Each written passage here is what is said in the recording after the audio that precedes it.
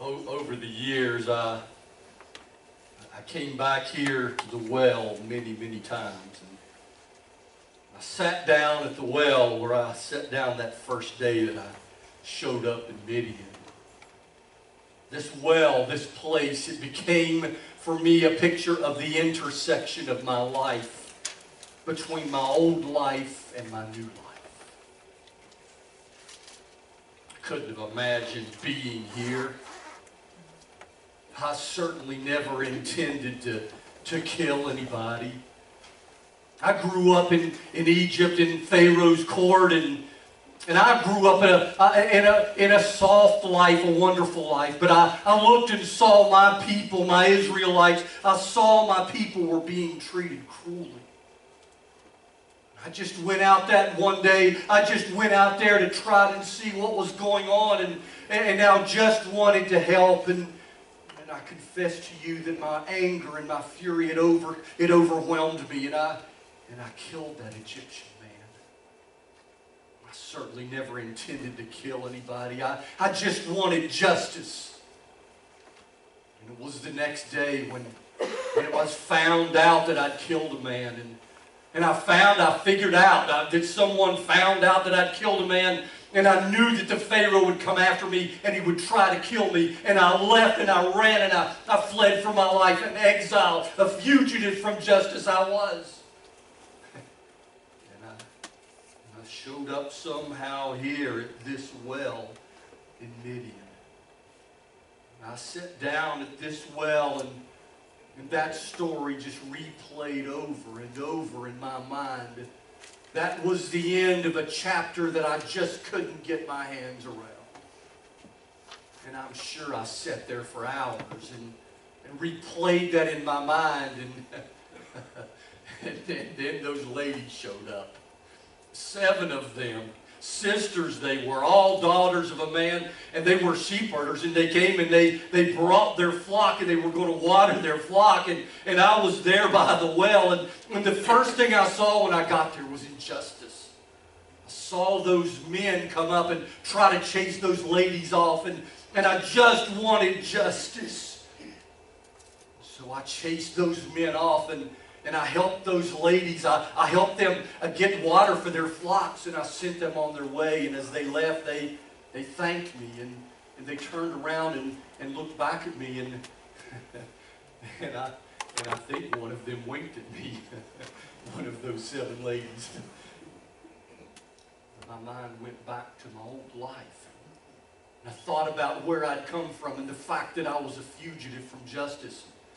And I wasn't there for very long, and then a couple of those ladies came back and they said, our father said, why in the world did you not invite that man to come to your house for dinner? And so I said, okay, I'll go to your house, and I'll come for dinner. And it was one of those ladies that had winked at me. And so I followed them to the house, and I sat down, and I met Mr. Ruel. He was a man of God. He was a priest. And he asked me about my life and where I'd been and how I'd got here. And I certainly couldn't tell him that I was a fugitive from justice running for my life. I just told him that I was trying to find myself. And he asked me what I was going to do and where I was going to live. And I told him I had no idea. And he said to me, well, can I offer to you a job and a place to stay? And that was exactly what I needed. And so I took the job. And I began to live with Mr. Ruel, and one day I looked across the table and there was Zipporah, and I realized I'd fallen in love with Zipporah. And Mr. Ruel said, would you like to have my daughter's hand in marriage?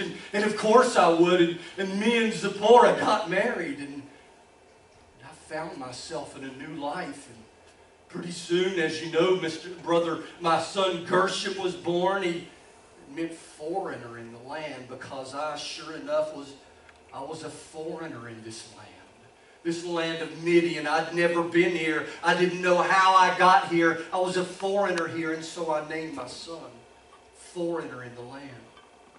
I began to work for Mr. Ruel. His name was Jethro. He became my father-in-law, Jethro, and And I began to work for him as a sheep herder. And I didn't know anything about herding sheep, but I learned about herding sheep. And I helped my father-in-law grow a business. And we would travel. We were sojourners. And we would travel around from desert to desert, from pasture to pasture, trying to find place for our sheep to get water and to eat pasture. And we traveled around, my family and me, and Zipporah and Gershom, and a couple of our other daughters got married, and we all traveled together. And we were kind of nomads moving around, and I built a life for myself. Things were going well for me, and there were days that I forgot about my old life, and I looked and saw that my new life was wonderful, and that I had been blessed. But I must confess to you that there were many, many times out on that desert floor in the middle of the night when I would look up at that clear sky and I would think about my people, Israel.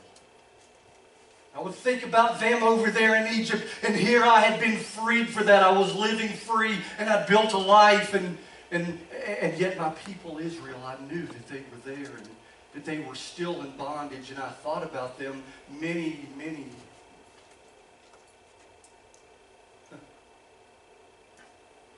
Is that bush? Is that bush on fire? Is that bush on? Do you see that? Is that bush on fire? What a remarkable sight. I've got to get over and close to it and see that bush. And I got over close to the burning bush that was not consumed. And I heard my name called out, Moses, Moses. And I said, here I am, Lord. And he said, come no closer. Don't come any closer because you're on holy ground, and take your shoes off. Remove the sandals from your feet because you're standing on holy ground. And I fell to my knees. What was this that I was seeing?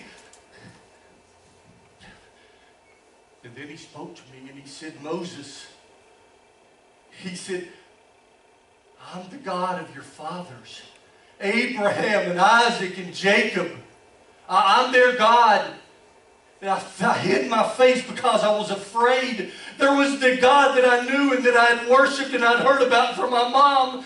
And he called my name, and he said he was the God of my father Abraham and Isaac and Jacob. And then he said to me, Moses, I've observed what's happening to your people in Egypt. I've seen that, and I've heard them crying out because of the oppression that they're in. Moses, I know about their sufferings. And I want you to know that I've come down here now to rescue them from the power of the Egyptians. And I'm going to bring them to the land that I promised to them. The land, the holy land, the promised land, the land that is flowing with milk and honey, the land that I promised to your fathers, Abraham and Isaac and Jacob.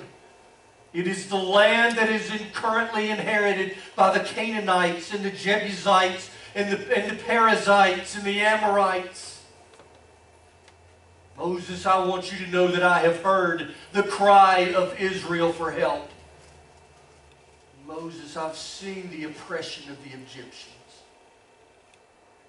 My heart was glad, and I said to God, God, I thank you. I'm glad that you answered my prayers. I'm glad that you have a plan for them. I'm so glad to hear that. Good luck with that plan. And he said to me, Moses, you go.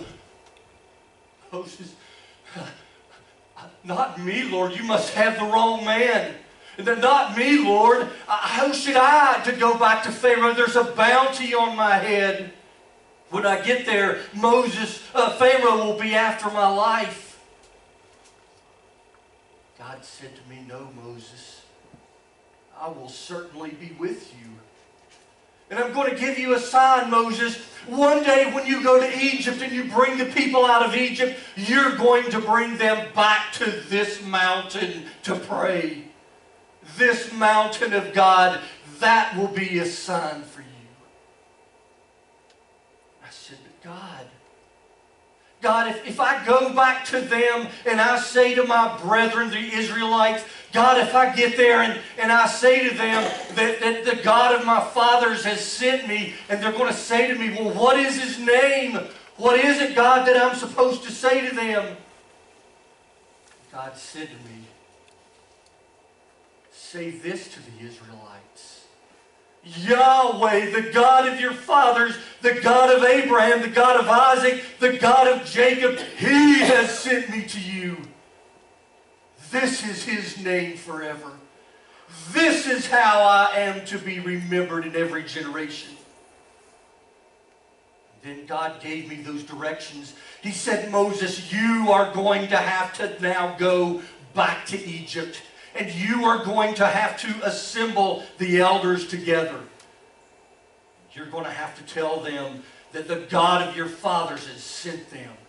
And you're going to have to tell them that I've heard their cry and I've heard their misery. And I've promised to you, Moses, that I will bring them up out of the misery of Egypt.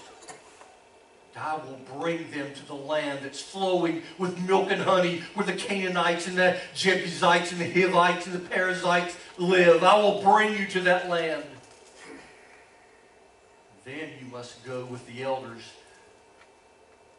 Moses, you must go back and stand before Pharaoh in Egypt. And you must say to him that the Hebrews, the people, want to go out into the desert for 3 days to have an opportunity to worship you. You must go and tell Pharaoh that.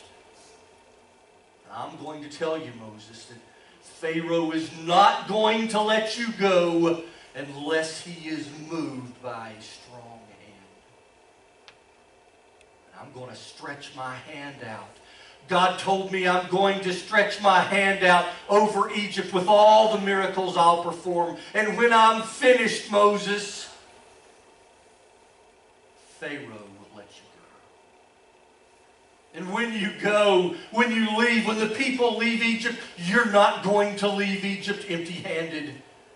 Instead, every woman will ask her neighbor and woman staying with her for the silver and the gold on their necks and for the clothing, and you will put them on your sons and your daughters, and you will plunder the Egyptians when you leave. I could not get up. My body was trembling, my heart was pounding, my palms were sweating. So just like that, God wanted me. He wanted me to go back to Egypt. God wanted me to stand before Pharaoh where there was a warrant for my arrest as a fugitive for justice. I thought maybe that I'd just fallen into a dream and I was making all this up and I'd had a vision or a trance and I just raised my head ever so slightly and looked and that bush, it was still aflame. The bush was still burning. The burning bush. I could not shake the image in my mind of the burning bush. It burned and burned and burned in my head, but it was not consumed. And then the burn moved. The burn moved from my head and it moved into my heart. The burn was now in my heart. My soul had caught fire. I knew that I was way over my head. I knew that I was not worthy. I knew that I was not qualified. All that I had known for these last 40 years was sheep herding. And I'm sure that there was still a bounty on my head for my life. Oh, I wasn't through with this conversation with God. But Yahweh, the Lord of heaven and earth, He had lit a fire in my soul. And I would stand up from that conversation changed forever. We know that story, do we not, as the story of the burning bush. In Exodus chapter 3, it was a game changer. It was a It was a spellbinding story that was a deal maker in the life of Israel, but more particularly in the life of Moses. I want to share these points with you today, these few points from Exodus chapter 3. The first one has to do with the first verse of chapter 3. It says, meanwhile. It was a transition. You remember that we ended last week, the end of chapter 2, with the people calling out to God because of their misery. And that the Bible says that God took notice. The people were over here in the land of Egypt. Meanwhile, several hundred miles away, God was over here talking to Moses. God is not restricted by geography. And I just want to say to you, can I just give you, when this hit me, let me just share this with you. You are someone else's meanwhile. Years ago, I was coaching upward basketball, and I don't remember if I was coaching Caleb's age kids or was after he was already out of upward, but I was coaching these young kids, most of which I did not know.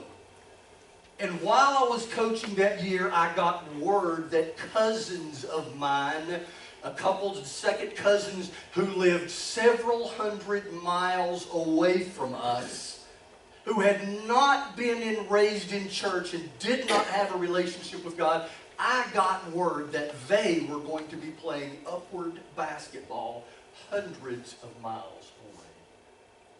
And I began to pray, Father, while I am here in Spartanburg, South Carolina, coaching and sharing the good news of the gospel of Jesus Christ with these kids through Upward Sports, meanwhile, would you please allow someone hundreds of miles away to share the gospel of Jesus Christ with my cousins?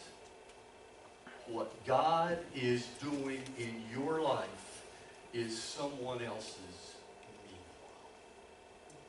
While the people were in Egypt calling out to God hundreds of miles away, God was preparing Moses for that job. Next, verse 3 tells us that Moses thought he saw the bush and said, is that bush on fire and it's just burning and it's in the middle of the desert and it's not been consumed? So Moses thought, I must go over and look at this remarkable sight. Why isn't the bush burning up? When the Lord saw that he had gone over to look, God called out to him from the bush, Moses, Moses. The next point I want to make to you is that the reason that God does remarkable things in your life is to allure you to himself. That's why God does miracles. God didn't need a miracle. He is all-powerful. He is almighty. The reason God does amazing stuff, the reason God does awe-inspiring stuff, the reason that God does jaw-dropping stuff in my life is to allure me a little bit closer to him. Because it is his goal to draw me to him. I hope that's happened for you in your life. There have been times in my Christian experience that I didn't see God that way. I saw God, I've said it over and over, I saw God as having a little whack-a-mole and he was waiting for me to mess up. And when I messed up, he would pop me on the head. But the truth of the matter is that God desires to do jaw-dropping works in my life to allure me closer to him. When God does a remarkable sight or an awe-inspiring work in your life, that's what it's intended for. What an incredible truth. Yesterday afternoon, Hope and I had, amazingly, we had an open evening and we were home and Hope said, what do you want to do? And I said, I want to pray for our people.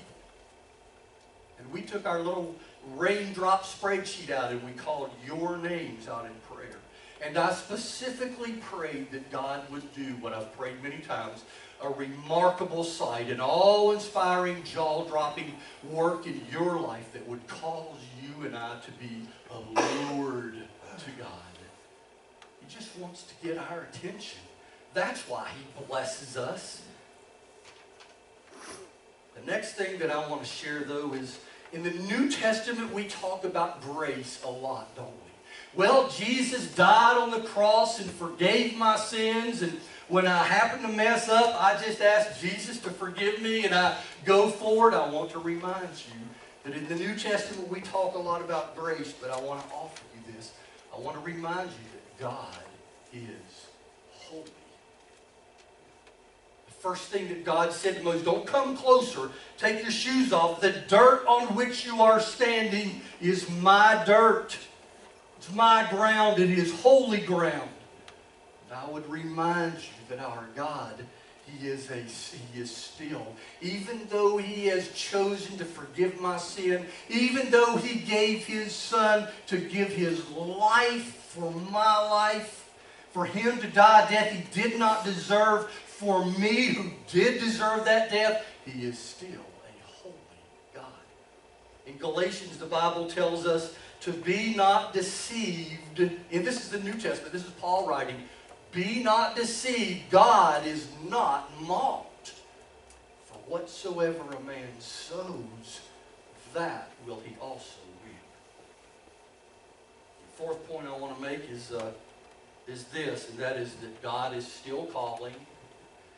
The phone is still ringing. The bush is still burning. And I will tell you that last week I shared with you what I call the first half of my testimony.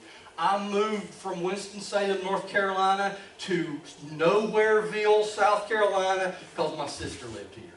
I had a sister and a brother-in-law and a 4-month-old baby niece named Hannah Marie Sebeski, and it was good enough for me. And I left that old life. This became the intersection for me between my old life and my new life. I graduated from high school sensing a call as a young man at 15 years old that God impressed upon my heart. God had first called me God had impressed on my heart to be a pastor and more specifically to start a church. Now a lot of times I embellish the story and say that God had called me to be the next Billy Graham. Well, that sounds good, it preaches good, but I'm not sure the Lord ever told me that at all. But I knew in my heart that God wanted me to pastor a church. So I graduated from high school and I went off to college. And I was on a 5-year theology program. And I'd been there for 4.5 years and had 1 semester left to go. And had just enrolled in my last semester and my world fell apart as a 23-year-old young man. I found myself divorced. And my world came crashing down. I had 150 semester hours on a theology program. And my world came apart. Emotionally, I was spent. I was in the bottom of the barrel. I was angry and hurt and ashamed. I don't know all the emotions that Moses felt by the time he got to the well, but all of those emotions he felt, I felt every one of them. So I came to Nowhereville, South Carolina, and I just kind of started over. And I shared with you last week that by and by I began to see that God had blessed my life. And I married Zipporah. Hope. And I had a wonderful, handsome son. And I graduated. I graduated with a degree in computer science. That's as foreign as Moses being raised up in the court of Pharaoh and then becoming a sheep herder. I was headed to get a degree in theology, and now I had a degree in computer science. God had blessed me and Hope. God had blessed us. We had a wonderful life here in Spartanburg, South Carolina, America. Things were going great for me, and I'll just tell you that I had just figured out that I had failed and that I had blown it, and I just wanted to pray for all of the other pastors because I had my shot and I blew it. So I just went to work at my job, my middle-class job, and day after day after day, I sat behind that computer and programmed that computer and told that computer what to do. And I cannot tell you the number of times that I'm sure I stared a hole in that computer. Just like Moses had a good life in Midian, and the pictures, the images coming back through his mind of what was happening to his people in Egypt. I know dozens and dozens of times as I was living this wonderful life that God had given to me, I'm sure I stared a hole in the computer screen and I thought, man, I felt like that God called me to the ministry. He called me to be a pastor, and here I am telling computers what to do. And that happened over and over and over in my life for years in my life. Can I finish the story this morning and tell you what it was that made the difference in my life? It was the burning bush. I've often joked and told you that I believe the Lord just impressed upon my heart, and for all of those years, somehow, at some point, maybe as I began to teach Sunday school down the road for years to the adults, maybe it was just that little spark in my mind that came to the front of my mind. Maybe that was it. I don't know what it was exactly, but for years I've joked and said that I wasn't going to start the church until my wife finally got her heart right with God. And she came alongside me and she agreed and she lined up with me, because I sure wasn't going to do it without her. And honestly, I may have just kind of used that excuse. I just blamed her. I felt like God was calling me and moving me to something, but it sure was convenient to blame my wife. You remember back in Genesis chapter 3, whenever the first sin, and God came to Adam and said, Adam, what have you done? And Adam said, it's that woman you gave me. Clayton, are you not going to step out and obey me? Well, yes, I'm ready, but it's that woman you gave me. And I will say to you that I'm not so sure that was not exactly the case, because deep in my heart I knew that if it would ever happen, it would not happen unless my wife was lockstep with me. And it happened that Hope was teaching the little old ladies at the Sunday school at church. And they happened to be studying Exodus chapter 3. And my wife, as she studied Exodus chapter 3 and the story of the burning bush, after growing up, after living for 15 years at that point in my home and hearing me say over and over, just like I'm sure Moses reviewed with Zipporah what was happening back in Egypt, over and over I would say, I just felt like God had called me into the ministry. God had called me to start a church, and God had called me to be a pastor, and I'd said that to her over and over and over, but I was divorced and she was divorced, and I had a stepson. How many pastors do you know with that resume? And then Hope was studying Exodus chapter 3. And as she studied Exodus chapter 3, and she saw that when God appeared to Moses, all God was doing was reminding of the call that He had placed on his life 40 years prior. And it hit my wife that when God calls somebody, He does not change His mind. And I brag and say I was smarter than Moses. It took him 40 years. It only took me 35. Can I just say that for you in your life, it might be a new plan that God is calling you to? Can I say to you that it might be an old plan or an old call that happened a few years ago or many, many years ago? I would say to you today that if you are alive, everybody alive? That God is continuing to call you to the next chapter in your journey. And He is calling me to the next chapter in my journey. You remember that 40 years had passed between Exodus 2:23 and chapter 3, verse 1. So my simple question for you today is your answer yes to His call? I would say to you that life in Midian was hard for Moses. Being a nomadic sheep herder was difficult. Life in Egypt for those folks there was gut-wrenching. It was a hard life. Life in the next 40 years for Moses wandering around in Israel was hard. The call is not to a glamorous life. The call is not a call to easy. The call is to a burn in your soul. It is a burn that will not go away and will not burn out. And I just want to say to you that I know what that call looks like. Maybe many years ago you went to church camp. The camp pastor there said something and you felt God calling you and nudging you. And maybe you came forward at the end of a service and you trusted Jesus Christ. Or maybe you answered the call to something or other. Or maybe it was a revival at church and then the pastor there, the minister there said something that drew you and you knew that God was calling you. Or maybe it was a weekend retreat. Or maybe it was just a church service. But for you in your life, you knew at that point that God had had a call on your life. And now it's a year or 2 or 5 or 8 or 20 or 40 years later. 4 decades later. In your mind you say, you know, I know that God called me back then. And I was on fire for a while and then I blew it and I messed it up. Can I just say to you today that God just continues to call you and draw you and allure you, desire to bring you to Himself?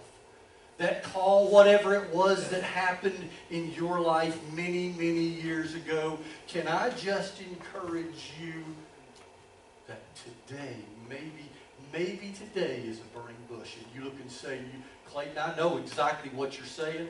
I know when it happened. I know where it happened, but it never came about. And I'll just say to you today, a bunch of years later, that God is still revealing Himself to you and He's calling. Maybe you were treated unjustly like Moses was.